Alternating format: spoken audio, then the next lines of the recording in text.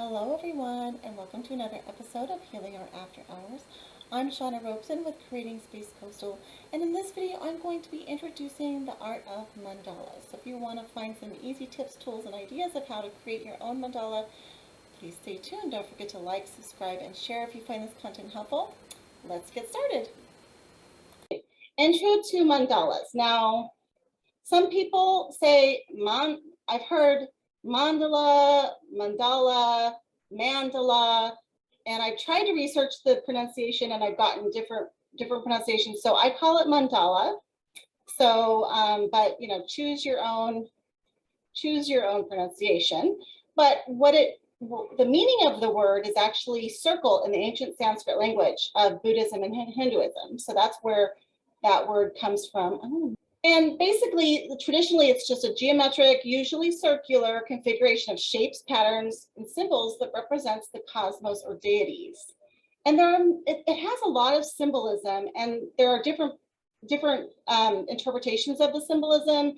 Some people see it's used a lot of times for a guiding tool to focus the mind during an individual's journey towards knowledge, wisdom, and enlightenment, or just connecting with those deities, a way to link our inner world with our outer reality. And Carl Jung believed that the mandala represented the self, and that drawing mandalas gave a person a sacred space to meet oneself. So it can really be used a tool for many different levels of enlightenment, knowledge. And then another quote I really liked was, "It's all about finding peace in the symmetry of the design and of the universe." And that's, and I'm going to say it wrong, the artist's name, Sadamini Madra. I hope I got that right. But I have a link here of what some of this information came from, but there's a lot more to that, and I'm not going to go too deep into that part of it because I'm going to focus on the artistry of it. So, and how to do it. Now, we've talked about meditative art, and this is definitely a meditative art that can be done. And I think that if you look in nature, you see so many symbols. So in nature, just like, especially like flowers and lots of repeating patterns, geometry, repetitive symmetry. We see it in nature, and it kind of represents that within a mandala as well. So, sorry, I don't know why my little arrow button didn't work.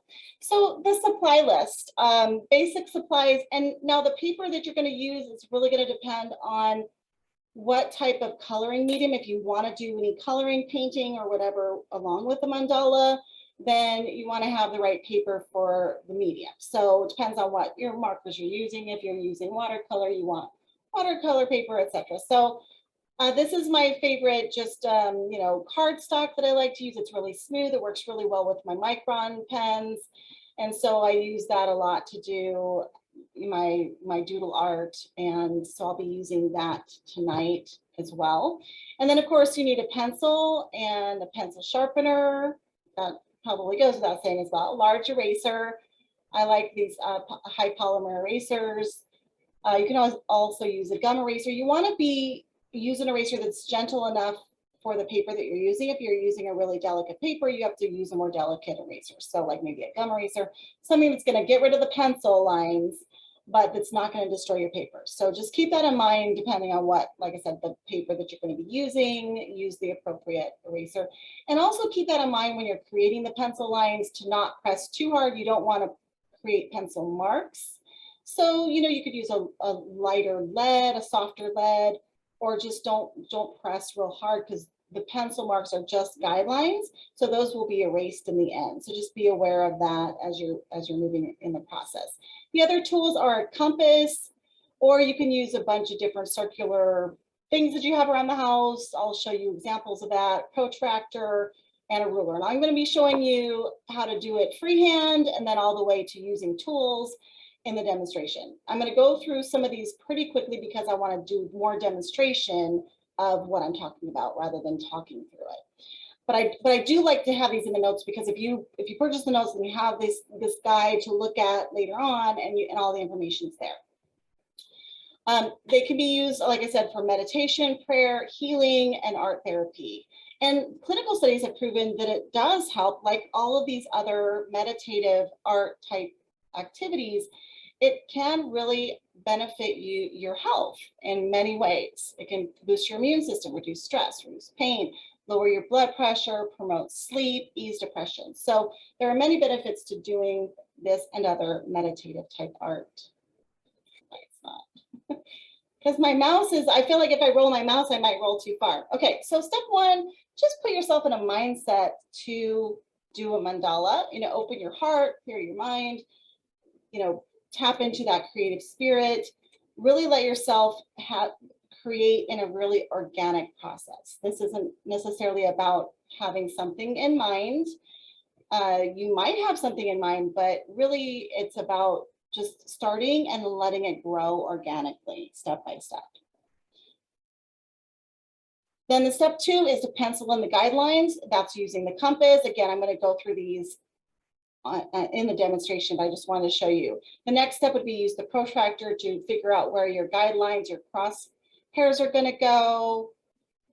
And then you draw those in with the ruler. And then this is a freehand way to do it. I'm going to demonstrate that as well, but I just wanted you guys to know that this is in the notes, that you'll be able to see that. And then you could pencil in larger shapes. Now, in this case, I did a lot of petal shapes, but you could do circles or really anything using those guides that you already put in. You could put this in pencil as well, and then those act as your guidelines as well. So think of this as like a grid, like a grid paper or something, or like a graph paper. These are just your guides to creating the design that you want, and then you can fill it in with a marker, and that's where you're committed. Once you go past the pencil, then you're committed. Now, these are some of the basic shapes that you might use in these patterns. There are, of course, endless different patterns and shapes, but these are some basic ones that are commonly seen, and the difference might just be in how you fill them. You might have this one petal shape, but you might fill it with a variety of different fillers. I do have a copy of a template, this mandala shapes and pattern template in my packet that's online. And then I have a copy of these shapes as well. And then I have a blank template as well for you to draw your own, do your own practice. And then I also just go out and I'll find different patterns that I like when I see a mandala that's already created. And then I practice those shapes or those patterns on these practice sheets. Again, I have a blank template out there. I also have templates with a copy of these, my favorite patterns, and then the ones that are the simple basic shapes. So those are all in the packet that's online. But if there's something out there, just create on a separate piece of paper. You could just create some of these petal shapes and then just fill them in so that when you're actually creating mandala and you feel maybe stuck a little bit, you could just glance over at your catalog and see if there's anything that inspires you, if you just are feeling like you're just not moving. Generally, just let it go and kind of go with the flow, let it be intuitive. But if you get stuck and you need an idea or suggestion, you can go to this catalog of ideas and shapes, both of these, and they can help you move forward. You don't want to be stuck. That's basic idea. And then the 7, of course, once you've created your designs, go ahead and delete all those pencil marks that you created. And then what you have left is your pattern.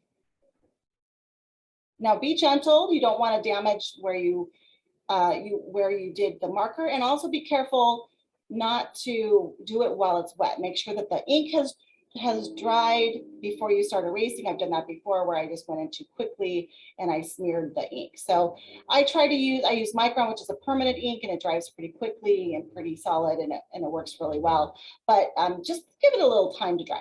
Now, one thing I want to point out here is when you back up and you see these mandalas from a distance, it's kind of like the Earth. If you look at the Earth from up in a spaceship, it would look perfect down here, right? It just looks like this beautiful marble.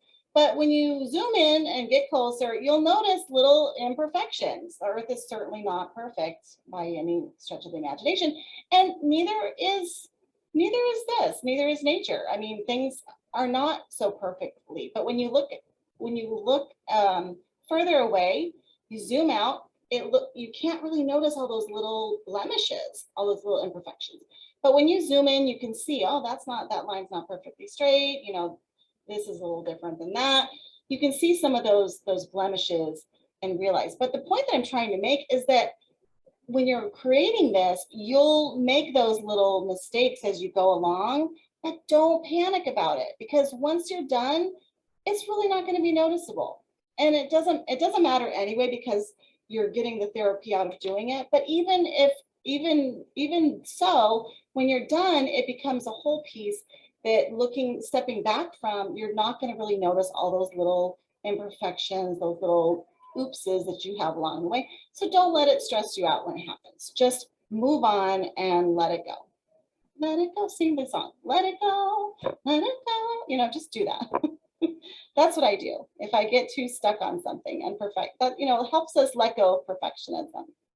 So the guiding principles is to focus on the process, not the results. Let yourself fully engage in the organic process of it. And that's why you typically start in the center and just go out and out and out. It's kind of like you're building, it's creating building blocks from the center out. You're just letting it happen, using your intuition. There are no mistakes, right or wrong way to draw a shape. So don't get caught up on that. There is a symmetry to it. You are repeating the same shape, but they're not going to be perfect, especially when you're beginning. I don't know if I'll ever get the precision down, but I still have fun. I still enjoy it, and I still create a beautiful mandala. And then I just let go of the needing it to be perfect. If you want it perfect, then do it digitally, because there are digital apps where you can create mandalas, and those are going to be perfectly symmetric. But if you're not doing it, let it be what it is. There's no up or down, and that's great because you can just keep rotating it around. Let go of either judgmental and critical thoughts, like we talked about in Zentangle and doodle art. Those aren't going to help you. That's not going to support the healing aspect of this process. And enjoy the peaceful, calming effect, because it's just this repetitive flow that you get into, and everything else sort of fades away, all the troubles of the day, and you can just get into the moment of that mandala, and it's really, really relaxing. Some tips and shortcuts I'm going to share with some of those when I do the demonstration, but you know, try it freehand. I know that sounds scary, but I'm going to show you that even if you're not using these tools to make it precise, you still can have similar effects, and of course you're still going to get the therapeutic effects. So if you don't have all these gadgets and stuff, I'm going to show you ways to get around that in the demonstration, but don't worry about it. Now, I will say that a lot of the tools that you need for this are pretty inexpensive. You can find them at dollar stores. So or you can even use things around the house. So don't be alarmed by that. But so consider using a guide template. I do have a guide, and I'll show you that in the demonstration screen. But I have a template online that you can use. So if you have a light box, or you can put it up to a window, you can draw your guide using that. Or you didn't even need to draw a guide. You could just do your patterns with that on the light box, with the guide showing through the bottom, so you don't have to erase all those lines. So if you're on really delicate paper, for example, and you don't want to risk damaging it, you could do something like that, where you have a template and then you put the paper over and on a light box, and then you can just do your pattern and not worry about erasing. But I will say that drawing the guidelines, drawing the circles, that's all part of the sort of repetitive, kind of relaxing nature of it. If you don't let it stress you out and think, oh, I got to get to the end of this part to get started. If you just include that in the process, it's less stressful from the start, and then you can just enjoy all of the steps that go into it.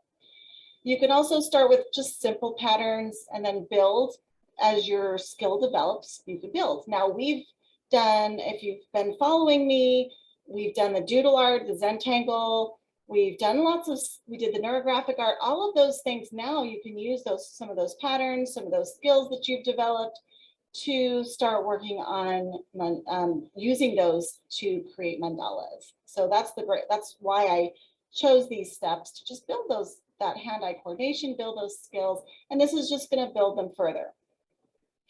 If drawing feels too intimidating for you, if you're just like, no, I'm not really a drawer, but I like the concept of mandala, you can do coloring books. There are plenty of mandala coloring books out there, and just coloring is also very meditative, and it'll have some of the similar effects that drawing it would be. So if that's just too much, try that if you decide you just don't really like drawing them. Or you can find some folks have the guides already there, and then you can just draw in the mandala, the design part of it. There are other helpful tools on the market as well. So if the idea of using a compass and a protractor is just a little too much, I'm going to show you how to use this helix, angle, and circle maker as well. So there are some little shortcuts out there. I think there are also some templates just for creating mandala guides. All right. The notes for that presentation is all on my website, so you can check that out if you're interested.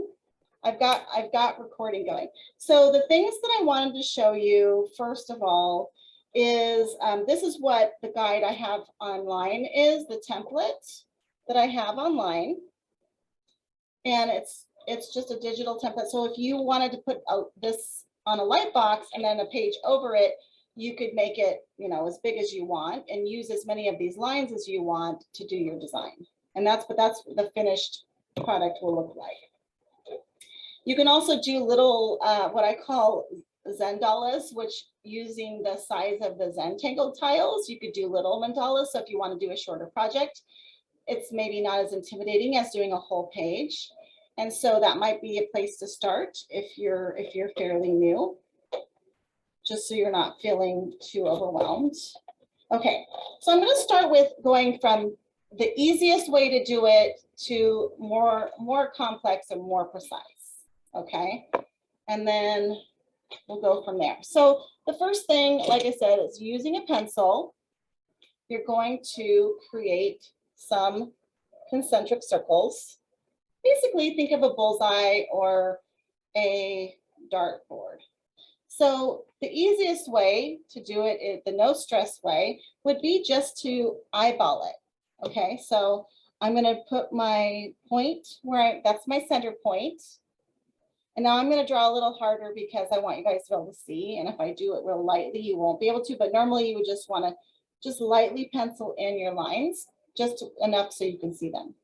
So I'm just going to create some circles around that dot. And it really doesn't matter.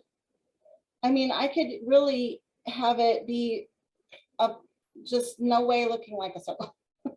And it's still going to create something, you know, fun. So don't worry too much if you don't have a steady hand.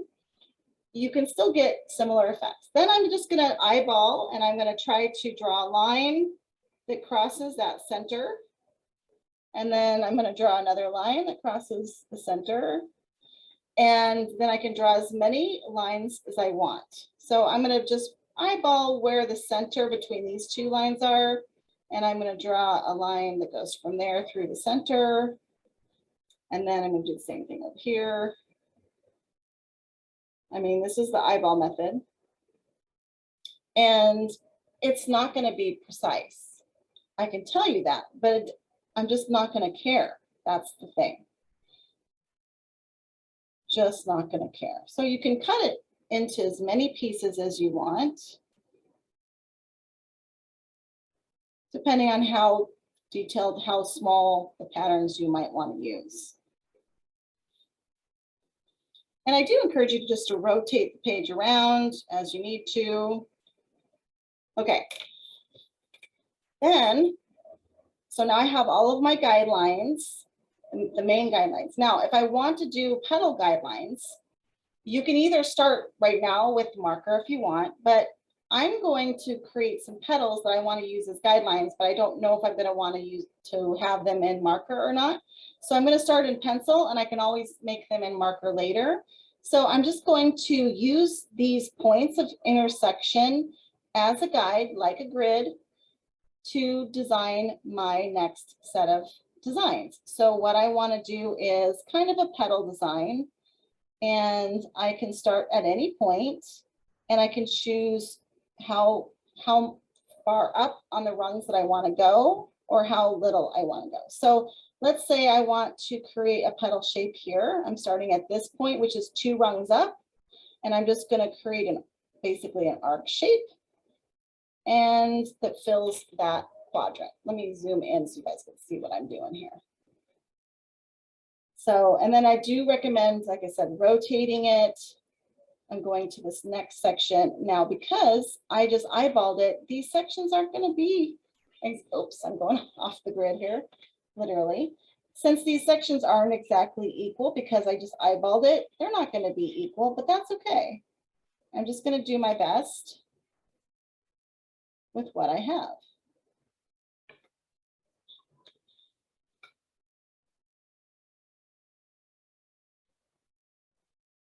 The main thing is to be consistent with what you do in your pattern all the way around.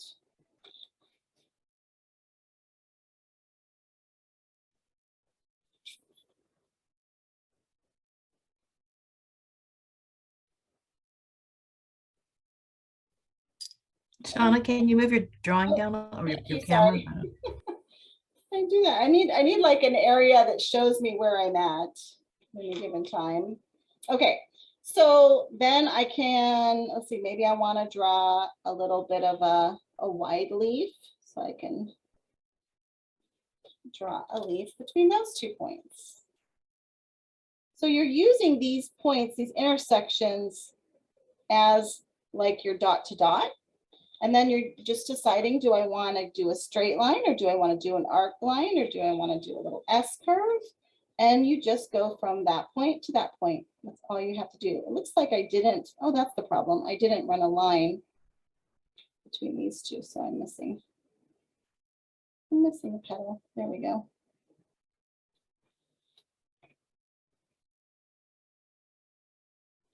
Now, the nice thing too about doing this in pencil is, oops, I have an oopsie there. Well, when I do it in the marker, I don't have to follow that line. I can follow the line that goes where I want it to go.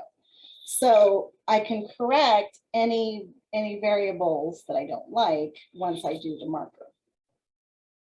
And that's why it's nice to sometimes, especially if you're beginning and you really, maybe you're doing a project for somebody and you just really do want it to come out, you know, nice, you can do it in pencil first and then always follow it up with the marker. Okay, now I'm going to go from the tip of this petal up to this intersection. Again, it's just connecting the dots and I'm going to make it a straight line. Let's just do a straight line. We talked about in doodling that, you know, there's a limited number of really shapes or patterns you can go. When you start somewhere and you start traveling and you can go travel in a straight line or you can travel in a curved line. And you can do an arc or you could do an S curve, kind of swirly. And if you need more guides, let's say you want to make sure that the middle part of this petal hits this line, you can always draw in dots wherever you want to help guide you.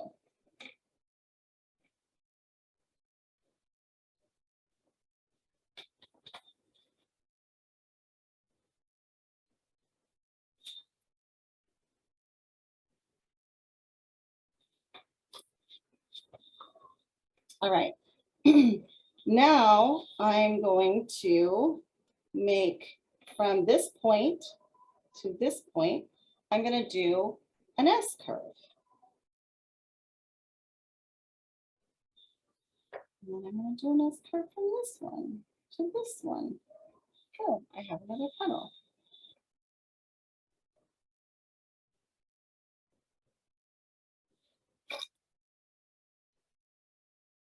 So you could do some drills with these different shapes.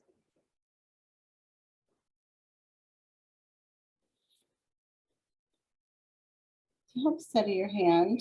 I'm still, you know, I don't have a steady hand, so I've just accepted that. I've just accepted that, you know, precision is not my strong suit, and have accepted that. But I do see improvement. I do see when I have more patience. Sometimes I just get impatient and go faster, and when I do that, I don't do as well as when I stay calm and just relaxed. And so Just have patience with yourself. Now, at this point, I have all of these guidelines. Now, these are still all in pencil, and I can use any part of those that I want to fill it in. And I'm going to take my marker. I'm just going to use, let's see. Here's the thicker one. I'm using an 05. It's a thicker one. I would maybe use a smaller one, but I want you guys to see, so I'm making thicker lines. So now I can decide, well, which of these lines do I want to keep? Which of them do I not want to keep? Did I miss something? Like I noticed over here, I missed a petal. So I can go in and I can fill in as much or as little as I want. Maybe I don't want any of that. Maybe in the beginning here in the middle, I just want a little swirl.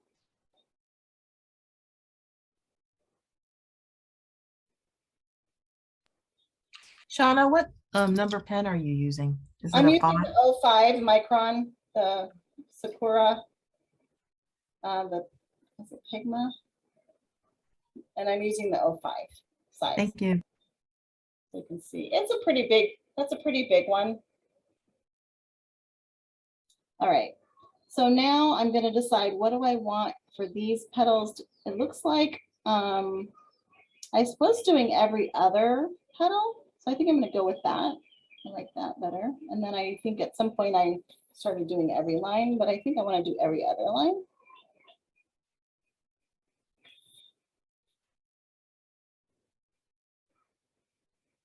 So this is where I'm committing. When I'm doing it in pencil, I'm not committed. I'm just putting the guides down.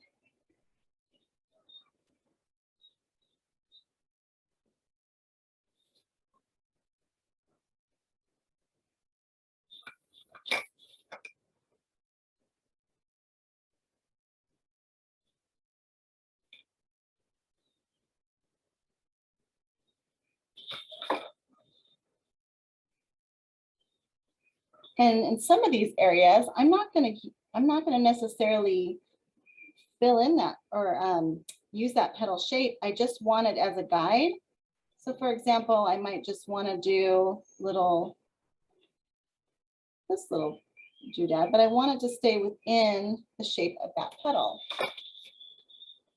So it helps to show me where I'm placing it.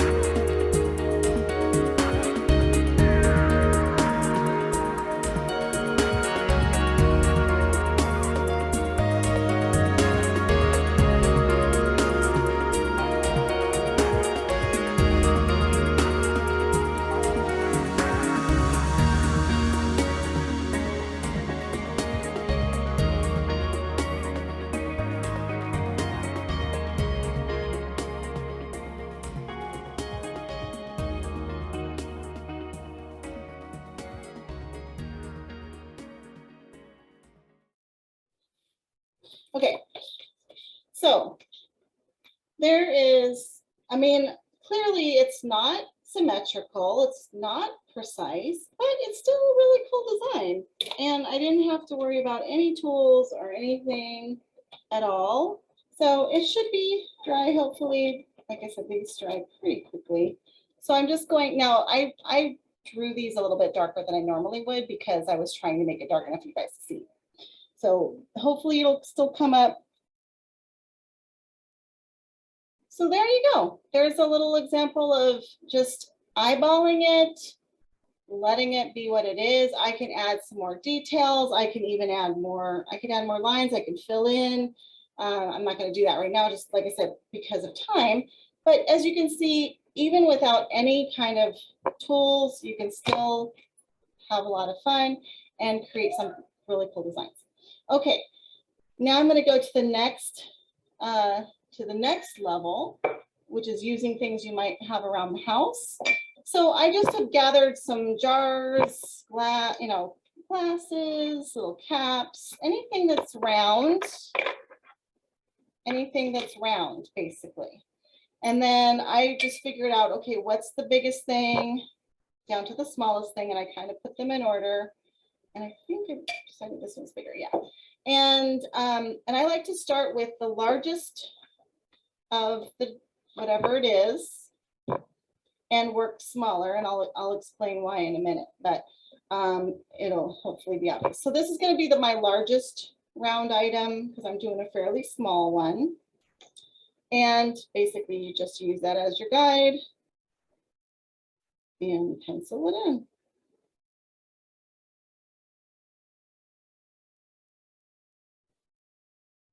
Okay, so because I started with the largest circle, now if I use something that's smaller, I can see where the guideline is. If I were to put a small circle in there and then I put something over it, I wouldn't be able to see where it was. And I really have to kind of eyeball where I'm putting it. So if I can see the line that I'm going against, I'm going to eyeball and try to get it evenly. It's not going to be perfect, but I'm going to do the best to get it, have an even separation between those two circle shapes. And the only way to do that is if you can actually see the previous shape. So that's the reason I start large and go small.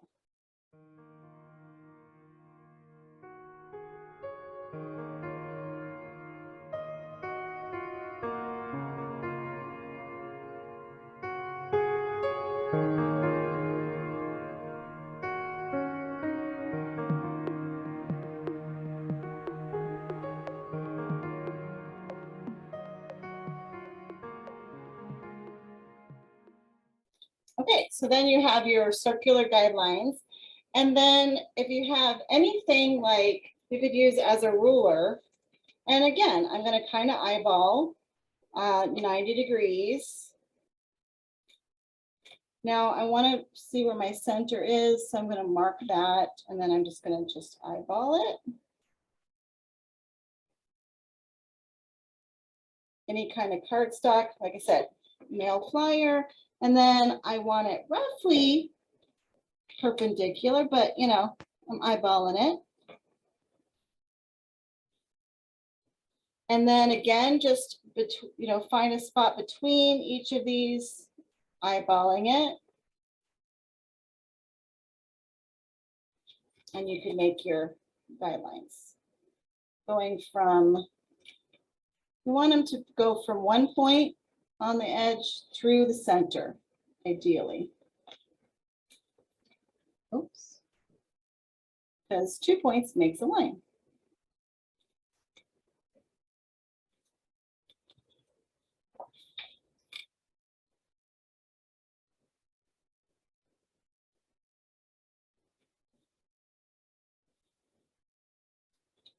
And you can, again, split those two. You can make as many lines as you want. So that's how you could make a line, some lines with just things from around the house.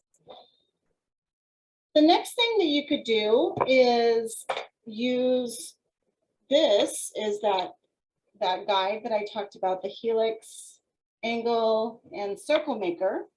And this is specifically designed for this kind of thing. And these are, I think, maybe under $5. They're really not expensive, but basically what they are, they have all of the degrees, like 365 degrees makes a circle. So they have all the degree lines marked out. And then this inner template rotates. So there's a straight line, and then there's these little points, and they even have measurements, so you can figure out where exactly, you know, how far you want your measurements to be. So I'm just going to demonstrate using this. I can just basically mark where my center is. Now I want to make sure this fits on the page. That's the one challenge, is you have to have a big enough piece of paper for this to stick on there. And sometimes I'll put some of that sticky, that tacky poster stuff on there so it sticks a little bit better and doesn't slip. But just make your point, your center point, and then you can line that up with this center. And then you can do your circles by just putting the pencil in each of these little rungs and then rotating. Well, it's going to get started. There we go. And then you just decide how far out you want. You can go each increment if you want them really close together. So this is a little shortcut. I've got my circles. Now it also has these lines going across, so I can choose where I want it to start. Let's see, the 0 degrees are here. And you can decide how many pie pieces you want it in. If you want it into 5, then you would just take 360 and divide that by 5 to find out how many divisions you want to. I mean, if you're really getting into precision, you can do that. We're not going to go there right now, but that's, you know, you can get as precise as you want to. So I'm going to start at the 0. I'm going to move my guide to the 0, and I'm going to get my center point on that 0. Now, one thing about this template is it does have a little wiggle room. So you want to kind of push it in the same direction all the time, so you're not shifting your position. And that's just one of the, you know, one of the imperfections of it, but it does have a lot of good features. So if I want to draw a line here at the 0, I can just hold my template and then mark these little lines there. I can then rotate it to the next line. Let's say I want to go to 20 degrees, rotate and draw. 40, 60. So it doesn't draw the line all the way through, but you can always connect those lines later, or else maybe they're just enough. Maybe you don't need them all the way. So you get where I'm going with this. You can even just draw one line and then use your straight edge to go all the way across. So if you draw half of it and then you just use the ruler to draw the rest of it. So that's a quick way to get, you know, to create a guide. And you can also use these circles in your design as well. And let's say I wanted to do a circle pattern. I could choose, maybe I want it to like hit every line. So I could just choose the line when it touches it. I'm going to draw my circle. I go to the next line. So I'm keeping it consistent.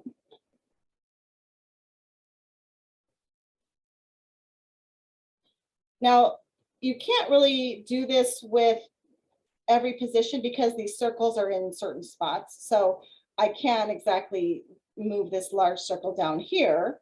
I can only go where these circles are because it only rotates and the center's there. So if I moved it, it wouldn't be center. And so it wouldn't necessarily do this, but it does allow you to do this. And this is kind of a fun pattern. In fact, I used that on one of my, I think I did this for one last time. I did Mandalas.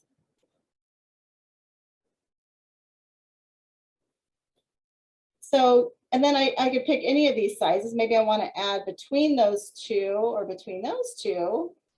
Maybe I want a smaller circle.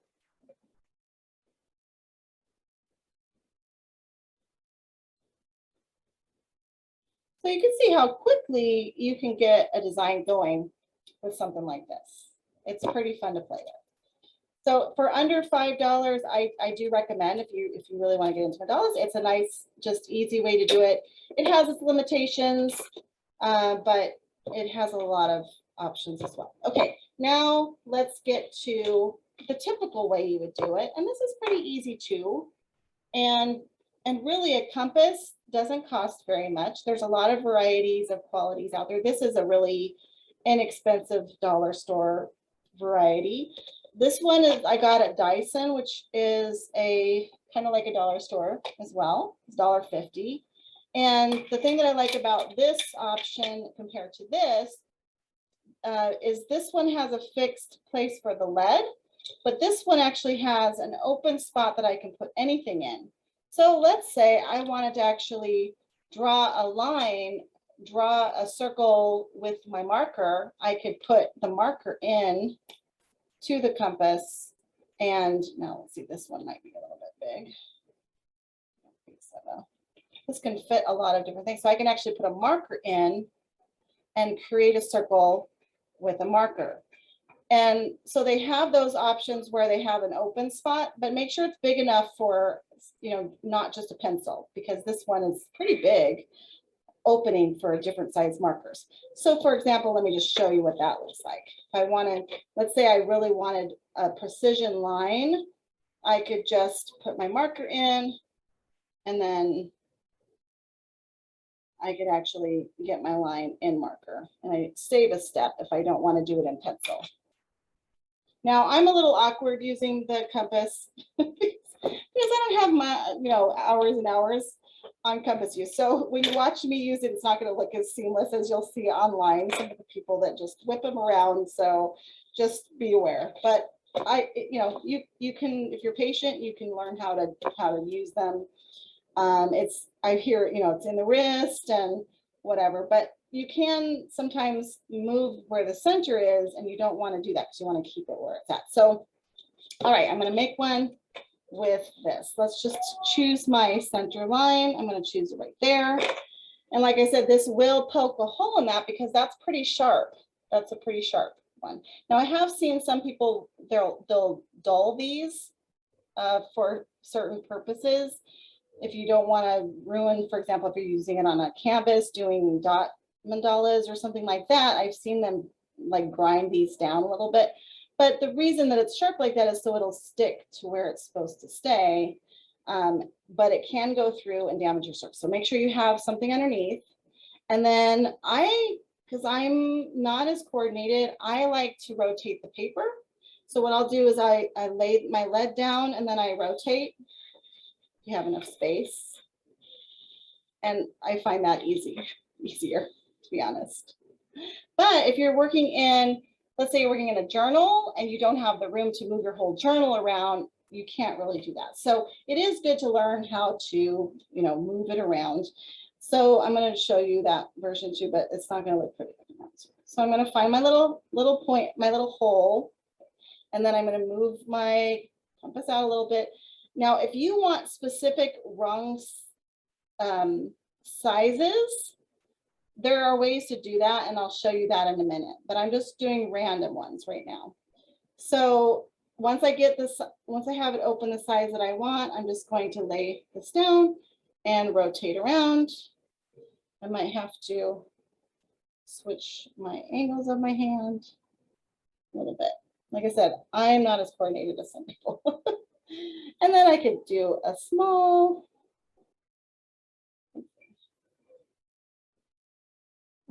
rung. I can make it really big. This one actually opens quite large, so I could make a pretty good size rung with that. Pretty good size circle. And you don't want to press too hard because, again, this is stuff that's going to be erased. Okay, I'm going off the paper now.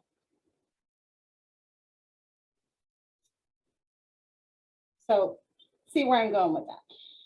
And this one, like I said, this one opens pretty wide. So I could make a really large circumference of circle there. Now, to get the exact size that you want, there's a couple different ways you could do that. You could start with your cross lines. So, where did my,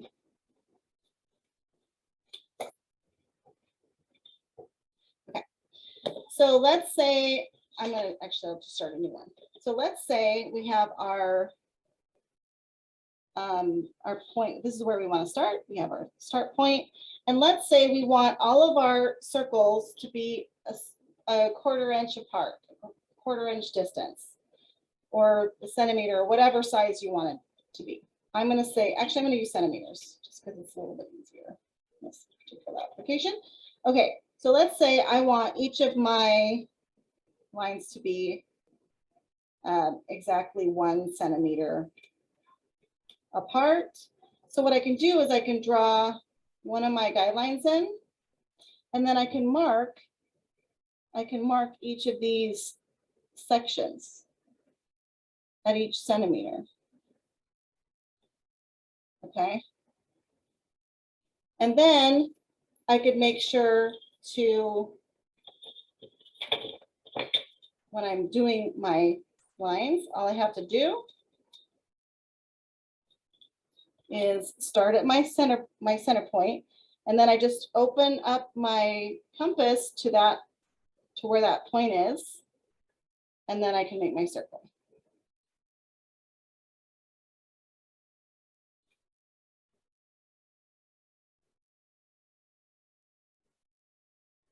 And then I just, again, start at that point, make sure I'm in there, and then I just open it to the next rung.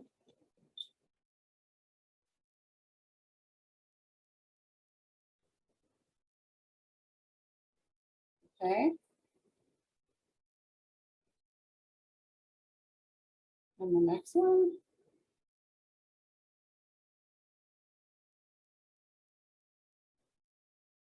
And so on.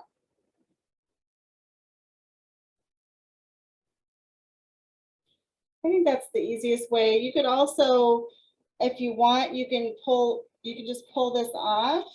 If you don't want to do the line first, you can just, I try not to lift it too many times because I feel like I risk not setting it where it's supposed to go. But what you could do is you could just mark it here. Like I can say, okay, the next one I want to be 2 inches, so that I can just do my measurement like that and then go back to my project and to go around. So that's another way you could do it. Okay, now let's figure out how to do the pie shapes and what the protractor is all about. And there are different types of protractors. A common one that you're going to see is like a half protractor. That's like this. And let me find that. Oh my gosh, I have everything over here, you guys. It's not great. I like this one because it's a circle and it's also pretty small. So I'll show you both. I'll show you this one over here because it's small. The challenge with this is I have to put the lines, because it's bigger, I need to have enough space on the paper. So if I was doing one of these small ones, for example, this might be challenging because my marks might not be on the sheet that I'm working on. So I would need something a little bit smaller. And this one would work a little bit. This one might fit. It almost fits. It's a little bit big too. Okay, so I'm going to start with this one. And basically what you do is you have your starting point, and this actually has crosshairs right here to show you where that center is going to be. Now, once you decide how many pieces of the pie you want, you have to make sure that whatever it is divisible into 360, because that's the number of degrees in a circle. So that's all you're going to do is just make sure whatever it is going to be able to be fit into that. It's an even number. So anything you can put, you know, you can use 10s and 5s. Those are pretty easy. 36, you can get a, 6 and 9 goes in there. So so just figure out how many pieces of pie you want if you want it specific. Otherwise, you can just decide I want it so many degrees apart, each of my pieces. Okay, so I'm going to, let me zoom in so you guys can see what I'm doing. I'm going to, I decided I want to go every 20 degrees. I don't want too many pie pieces. So I'm going to just put my center right on that dot. Now let's pretend I don't have this line here. Then I could mark every 20 degrees, okay? So each of these, this is 90 degrees, 80. So each of these big marks is 10 degrees. So I'm going to start at 0 here. I'm just going to put a little mark right where, oops, I wanted 20, not 10. No, see, I already made a mistake. Okay, not doing every 10 because that's a lot. And you might want every 10 degrees, but for ease, I'm going to do every 20. So this is, these big marks are 10 degrees. So I'm going to go 180, and then I'm going to this mark here, 10, 20, 10, 20, 10, 20, 10, 20, 10,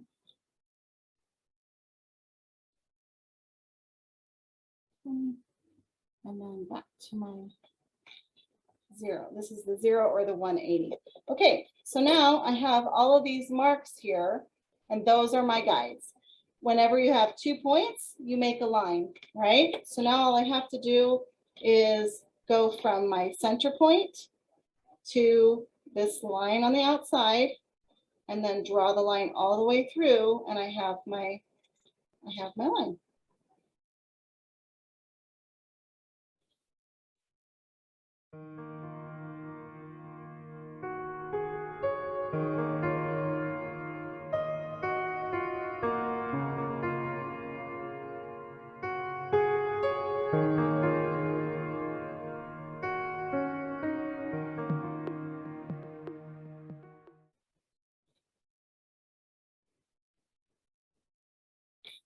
And this is going to be the most precise way to do it. You're going to get the most precision if you're just patient and you take your time.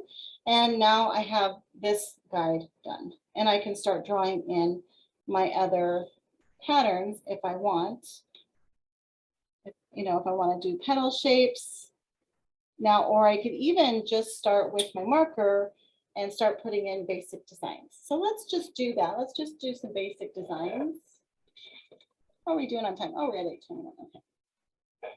So as I showed before, these are just some basic designs that you can incorporate. And you could just start filling in each rung, or you could create those bigger petal shapes if you want. So I'm going to try out just putting some of these basic shapes in each of these rungs, just to be just a basic mandala, not doing anything too fancy.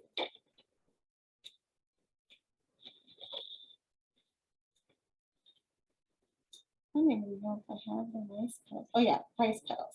Okay, so in my center, I'm just going to create some rice petals, which is basically just a little arc from that point to that point. So I'm just going to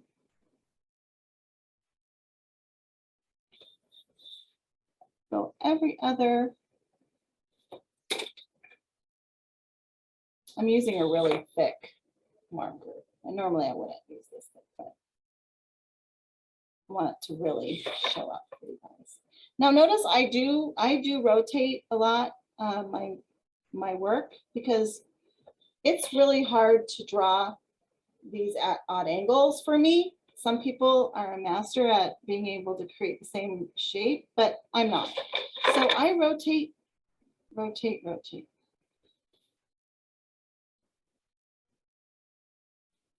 Because it's just easier to be consistent if you're drawing at the same angle that you started with. Okay, so there's my little start.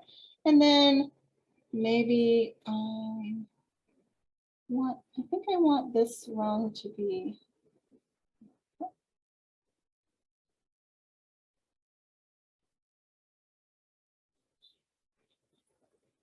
And then maybe I'm going to put in some tall petals, tall square petals.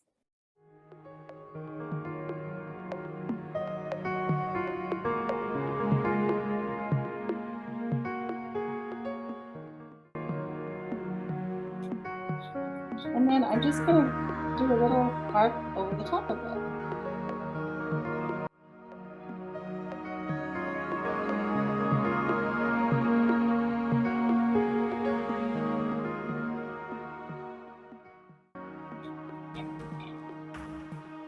And if I think, okay, well, some of these petals aren't as, smooth as I like or whatever, I can always fill in. Filling in is a great way to correct anything. Let's say, see how tall that one, maybe I want them all the same height, so I want to bring that one up. All I have to do is just fill in.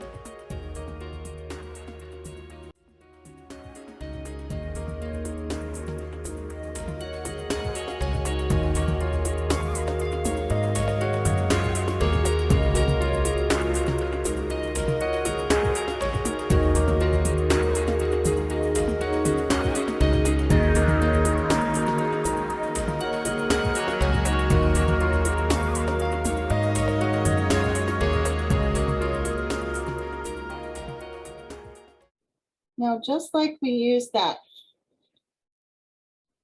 helix, angle, and circle maker to create some shapes and patterns within, you can also use the compass to create some shapes as part of the pattern. Now, in this case, well, I could do it in marker, but I'm going to do this in pencil. So basically, you pick any point, and as long as you're consistent with where you place it, you keep the pattern intact. So for example, let's say I want to make this size circle in my pattern. And I want the circle to, maybe I want it to start, maybe I just want to make an arc from that point to that point, roughly. So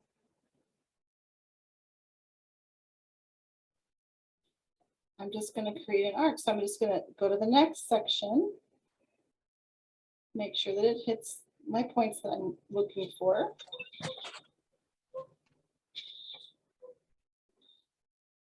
It moved. That doesn't help. Good thing I'm in pencil. Okay. Back to where I started. Now, some of these compasses have these little rollers, so you can get exactly where you want and it locks it in, it doesn't move. And then others are just, you can move it by your hand. The problem with these ones is you can bump it, so you just have to be real gentle if you have those type, and some are loose and some are tighter. So this one works pretty well, but if I were to put too much strain on it, it could shift.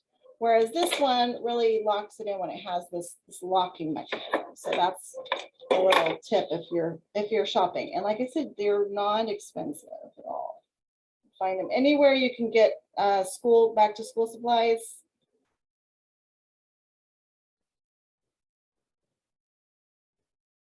I bought a really nice one online, but I'm trying to use this so I can show you don't need to have fancy stuff, but I'm showing you that also the not fancy tools sometimes, malfunction. So compared to a higher quality, is what it is. Get what you pay for, I guess.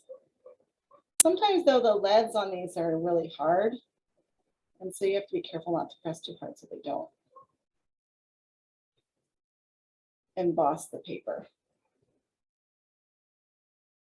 Okay, so you see what I'm saying? You can create some precision, and then I could even start at this one and make something that goes between those two. I mean, I could really have fun with it. So that's another way to create some recurring patterns using the compass. All right, what do I want to do inside there?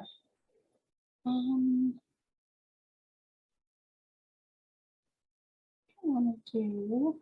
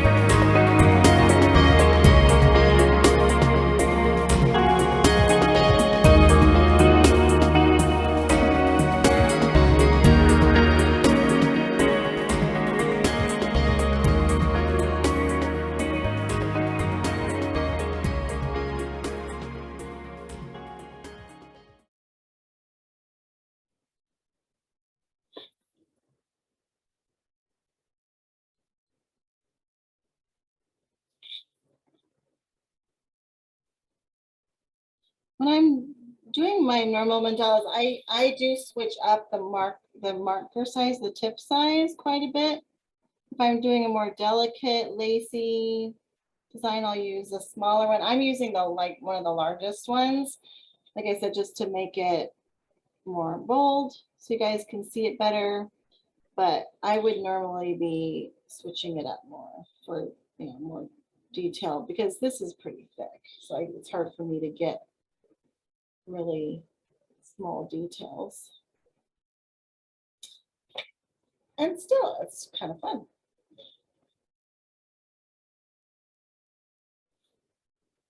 Now, after I put in some of the bigger details, I'll go in and do little filling details.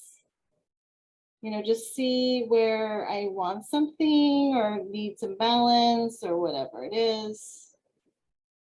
Kind of do it in stages. I might do like some of this fill in, I might do during that time rather than doing it as I go along.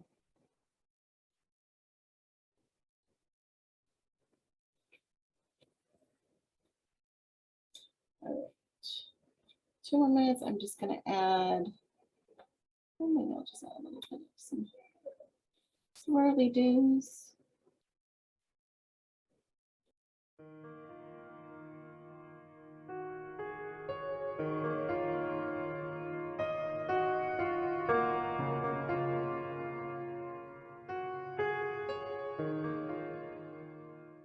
Okay, so that's basically, you can create it with using your eyeball. You can use basic things around the house. You can use special tools that are out there.